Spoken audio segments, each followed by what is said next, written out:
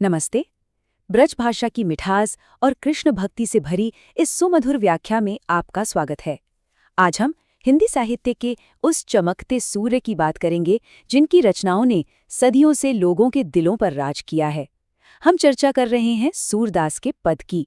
यह सामग्री केंद्रीय विद्यालय मासिमपुर की रश्मि विश्वास जी द्वारा तैयार की गई है। तो आइए एक बहुत ही शांत और एकाग्र मन के साथ इस संगीतमय यात्रा की शुरुआत करते हैं। इस पूरी व्याख्या के दौरान हम एक बहुत ही खूबसूरत सफर तय करेंगे। सबसे पहले हम महान कवि सूरदास जी के जीवन को करीब से जानेंगे।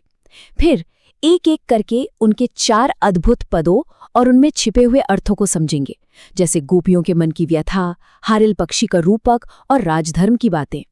और हाँ, आखिर में हम इस पूरे सार को समेटते हुए कुछ दिलचस्प सवालों पर भी गौर करेंगे।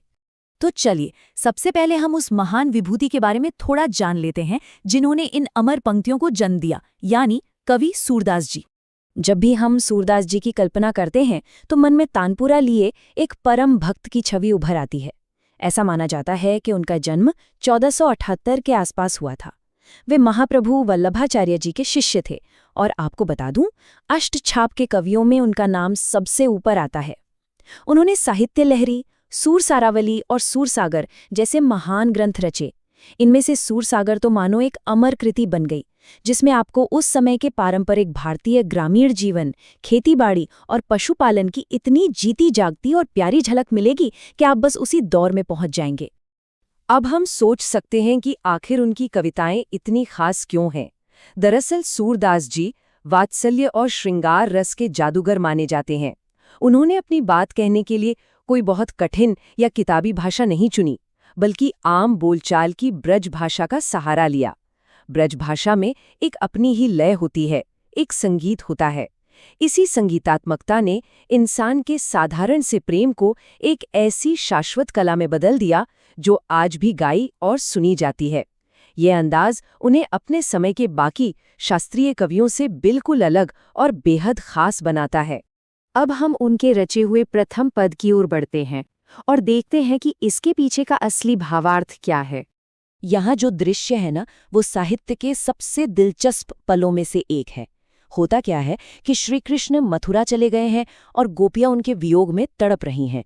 कृष्ण खुद तो नहीं आते, बल्कि अपने मित्र उद्धव को भेज देते हैं कि जाओ, गोपियों को निर्गुण ब्रह्म यानी बिना आकार वाले ईश्वर का ज्ञान दे आओ और उनका मन शांत करो। लेकिन गोपियों को तो सिर्फ प्रेम का मार्ग पसंद था। तभी वहां अचानक एक भौंवरा उड़ता हुआ आ जाता है। बस फिर क्या था, गोपियों ने उद्धव को सीधे कुछ कहने के बजाय उस भौंवरे के बहाने महाज्ञानी उद्धव पर तीखे व्यंग्य बाण छोड़ने शुरू कर दिए। इसी पूरी घटना को भ्रमर गीत कहा जाता है। जरा सोचिए, एक बहुत बड़े ज्ञानी योग गुरु गांव की भोली भाली गोपियों के तर्कों के आगे कैसे निरुत्तर हो जाते हैं। इस पद की शुरुआत ही कितने गजब के वाक्चातुर्य से होती है। गोपियां कहती हैं, उद्धव तुम हो अति भागी, यानी हे उद्धव, तुम तो बड़े भाग्यशाली हो।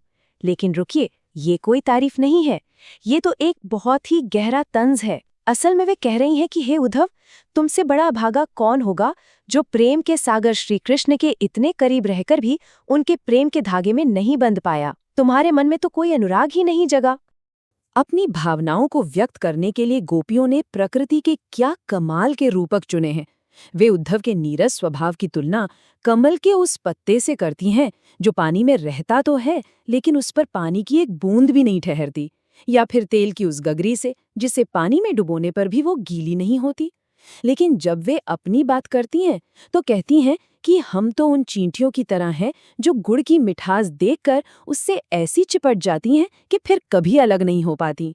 बिल्कुल वैसे ही जैसे वे कृष्ण के प्रेम में पूरी तरह रम चुकी हैं। आगे बढ़ने से पहले आइए इन खूबसूरत ब्रज शब्दों का सीधा सा अर्थ समझ लेते हैं। ये अभ्यास आपके लिए बहुत मददगार रहेगा। पहला शब्द है अप्रस, जिसका मतलब होता है बिल्कुल अछूता रहना या जो किसी रस में ना डूबा हो। दूसरा शब्द है पुरेनीपात, जिसका सीधा सा अर्थ है कमल का पत्ता।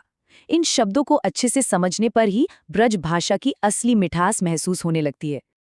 आइए अब दूसरे पद की तरफ चलते हैं, जहां ज्ञान की बातों से हटकर गोपियों के मन की गहरी व्यथा और उनकी भावुकता खुलकर सामने आती है।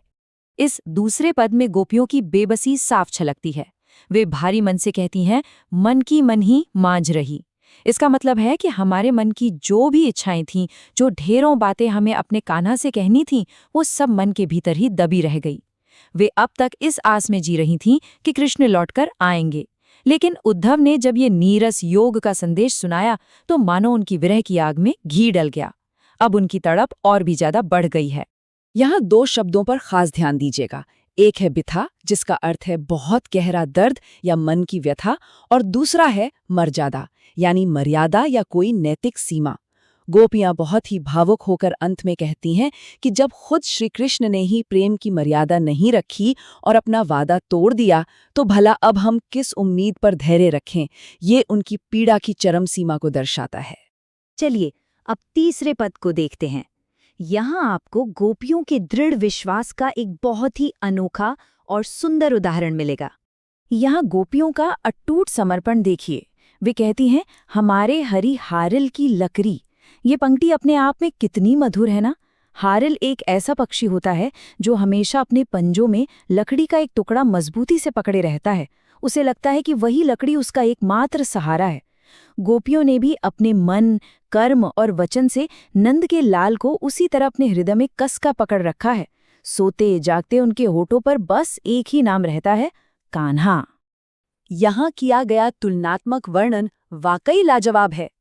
एक तरफ है हारिल की लकड़ी, जो गोपियों के उस निरंतर साथ रहने वाले दृढ़ प्रेम को दिखाती है जो कभी उनका साथ नहीं छोड़ता, और दूसरी तरफ है उद्धव का वो ज्ञान का संदेश, जिसे गोपियों ने सीधे सीधे कड़वी ककड़ी कह दिया है।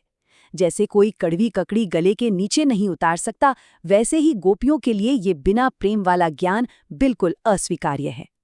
यहाँ हारिल और व्याधि शब्दों का अर्थ समझना दिलचस्प है। हारिल तो वही पक्षी है जो लकड़ी का साथ नहीं छोड़ता, यानी गोपियों का एक निष्ठ प्रेम। लेकिन व्याधि का मतलब होता है कोई भयंकर रोग या बीमारी। गोपियां उद्धव से साफ साफ कह देती हैं कि ये योग रूपी बीमारी हमारे लिए अवांछित है। इसे ले जाकर उन्हें ही सौंप दो, जिनका मन किसी चक्री की तरह इधर उधर घूमता रहता है। हमारा मन तो सिर्फ कृष्ण में पूरी तरह स्थिर है। अब हम इस रचना के अंतिम और चौथे पद पर पहुंच गए हैं, जहां बात सिर्फ प्रेम की नहीं रहती, बल्कि राजनीति और राजधर्म का एक नया दर्शन सामने आता है। इस पद में गोपियों की चतुराई अपने चरम पर है। वे उसी भंवरे की आड़ में तंज कसते हुए कहती हैं, हरि हैं राजनीति पढ़ी आए। वे कह रही हैं कि कृष्ण तो पहले से ही बहुत चतुर थे, लेकिन लगता है मथुरा जाकर उन्होंने राजनीति के बड़े बड़े ग्रंथ पढ़ लिए हैं। तभी तो वे खुद आने के बजाय इतनी चालाकी से प्रेम के बदले ये रूखा सूखा योग का संदेश हमें भिजवा रहे हैं। इसी पद के आखिर में सूरदास जी ने राजधर्म शब्द का प्रयोग किया है। राजधर्म का मतलब होता है एक राजा का सबसे बड़ा और मूल कर्तव्य, कि उसके राज में प्रजा को कभी सताया ना जाए। सोचिए, कवि ने कितनी खूबसूरती से एक विरह के गीत के बीच में पारंपरिक भारतीय नागरिक कर्तव्य और राजनीति के उच्च आदर्शों को पिरो दिया है। चलिए अब इस पूरी चर्चा के आखिरी हिस्से में चलते हैं, जहां हम इसके मुख्य बिंदुओं को समेटेंगे और अपनी समझ को परखेंगे। अगर हम उद्धव और गोपियों के बीच की इस पूरी वैचारिक बहस को देखें, तो हमारे सामने 2 बिल्कुल अलग रास्ते नजर आते हैं। एक तरफ उद्धव का मार्ग है, जो निर्गुण ब्रह्म यानी निराकार ईश्वर को मानता है। उनका संदेश नीरस है और वो वैराग्य सिखाता है, बिल्कुल पानी से अछूते कमल के पत्ते की तरह। वहीं दूसरी तरफ गोपियों का रास्ता है, जो सगुण भक्ति का रास्ता है। उनका प्रेम हारिल की लकड़ी जैसा मजबूत है और गुड़ से चिपकी चींटियों जैसा गहरा जुड़ाव दर्शाता है। इन पदों की गहराई को मन में बिठाने के लिए खुद से इन सवालों को पूछना बहुत लाभदायक है। जैसे जरा सोचिए कि उद्धव के व्यवहार की तुलना कमल के पत्ते से ही क्यों की गई, या फिर योग के संदेश ने गोपियों की विरह की आग को और कैसे भड़का दिया। और सबसे बड़ी बात, उन गांव की गोपियों के बात करने के तरीके, उनके वाक चातुर्य में ऐसा क्या जादू था कि उन्होंने इतने बड़े ज्ञानी उद्धव को भी निरुत्तर कर दिया। इस व्याख्या को खत्म करने से पहले मैं आपके विचार के लिए एक प्रश्न छोड़कर जाना चाहती हूँ। गोपियों ने जो ये शिकायत की थी कि कृष्ण ने अब राजनीति सीख ली है, क्या ये बात आज की हमारी समकालीन राजनीति और उसके वादों पर भी एकदम सटीक बैठती है? 16वीं सदी की ये कविता आज के दौर में भी कितनी प्रासंगिक है ना? इस सवाल पर जरूर विचार कीजिएगा। ब्रजभाषा और सूरदास जी के पदों की इस शांत और भावपूर्ण यात्रा में हमारे साथ जुड़ने के लिए आपका बहुत बहुत धन्यवाद। साहित्य की गहराइयों को खोजने की आपकी ये उत्सुकता हमेशा बनी रहे।